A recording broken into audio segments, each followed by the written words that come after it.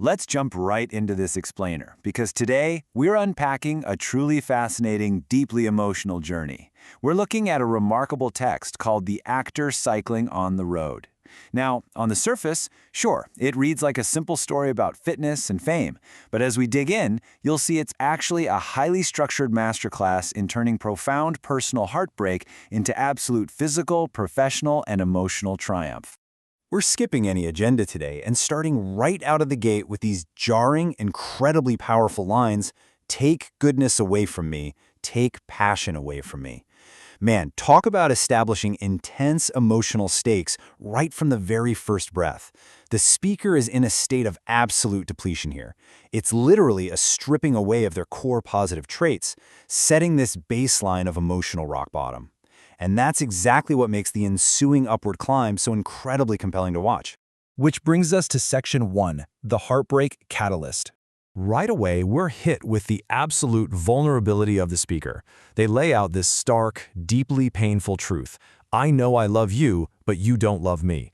There's absolutely no ambiguity here, no softening the blow. It's just raw. And honestly, it's the engine for literally everything that follows. This unrequited love creates an enormous deficit in the speaker's life, It's an empty space that just desperately needs to be filled.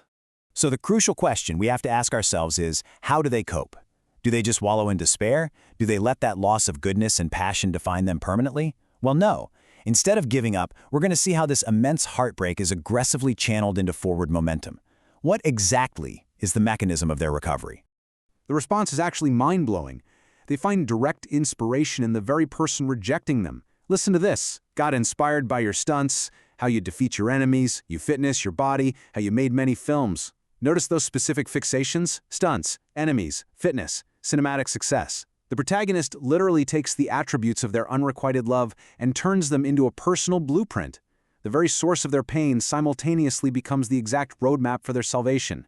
Talk about a plot twist. All right, moving on to Section 2, the Fitness Transformation.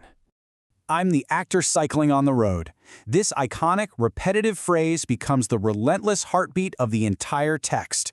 As you read through the source material, this line repeats like a mantra. It represents both the literal and metaphorical path of self-improvement. It's grounded, it's grueling, and it requires just putting in the miles, day after day, out there on the asphalt. The text explicitly outlines this physical process, giving us a highly structured, time-bound regimen. We go from an exercise that continued for a month, directly leading to an increase in muscle size, and culminating in a decrease in fatigue. It's a very methodical process. They are actively replacing that massive emotional void we talked about earlier with tangible, measurable physical strength. And notice that dual biological benefit here. On one hand, you've got the physical growth, the muscle size increased. But equally important, fatigue decreased. It's deeply symbolic when you think about it. As the body grows stronger, the mental and physical exhaustion of that initial heartbreak just kind of fades away. The endurance being built on the road is fortifying the mind just as much as the body. Now let's dive into Section 3, Hollywood Dreams and Oscars. Our protagonist details this clear aspirational checklist that is just fascinating. They state they want to be the fit guy of Hollywood. They want to win the Oscar, and crucially, they want to make my personality good. This perfectly blends peak physical fitness with the ultimate artistic validation, right? But it doesn't neglect the internal work. They recognize that true success requires an improved personality right alongside those physical and professional triumphs. Let's actually map out this incredible trajectory. We start with that grounded 1 month of cycling exercise, but look at where the text projects this as heading. It explodes into this massive accumulation of wealth and status. We're talking signing autographs, driving luxury cars, buying a penthouse, and finally, making a home in the stars. It's an absolute meteoric rise, and it's all fueled by that initial sting of rejection and the relentless pedal of the bicycle. Yet, despite the luxury cars and the penthouses, the grounding truth still remains. All this Hollywood ambition, all the fame, the physical fitness, it is all fundamentally rooted in a deep, deep need for connection. Attracting love in the air, attracting your soul in my heart.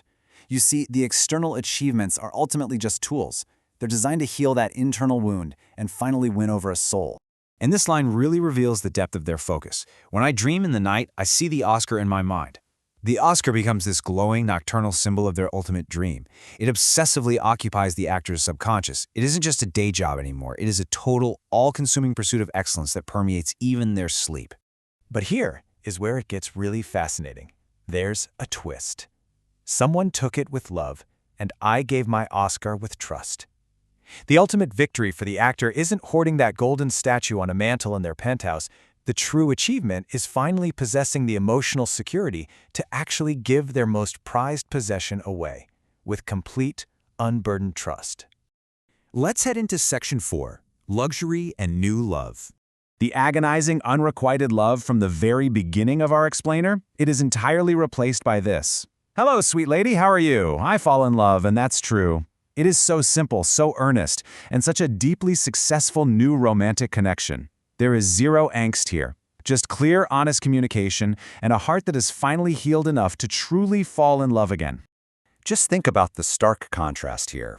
We've moved from our devastating starting line, "You don't love me," to a completely different finish line, "Hello, sweet lady." It perfectly encapsulates the absolute monumental, emotional distance the actor has traveled since they first started cycling on that road. It's night and day. And notice how the actor's focus has completely shifted. They're now fully captivated by this new presence. They're fixated on your beautiful eyes, your words in my mind, and plenty of desires. The protagonist has traded their old fixation on a past lover's stunts and enemies for this overwhelming, positive stimulation of romantic desires in the present.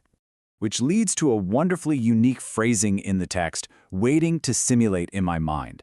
This suggests a mind that is now incredibly healthy, right? It's eager, it's highly imaginative. Instead of dwelling on past rejection or agonizing over emotional deficits, the actor is actively anticipating a joyful shared future. Their mind has become a playground for new possibilities. But as the text closes, it hits us with a heavy repetition of its core stanza, serving as a grounded reminder to us all. I'm the actor cycling on the road. My exercise continued for a month, the muscle size increased, fatigue decreased. It reminds us that despite achieving love, despite dreaming of Oscars and living in penthouses, the fundamental grind of self-improvement never truly stops. The cycling is a lifelong commitment to maintaining the incredible strength they built. Which leaves us with a really profound thought to ponder. If the ultimate prize isn't actually the fame, but an Oscar freely given away in a gesture of trust and new love, what was this all really about? Is the true goal the Hollywood penthouse and the luxury cars?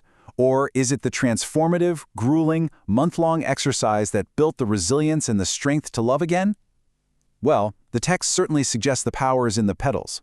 Thank you so much for joining me for this explainer, and I'll leave you to think about exactly what road you're currently cycling on.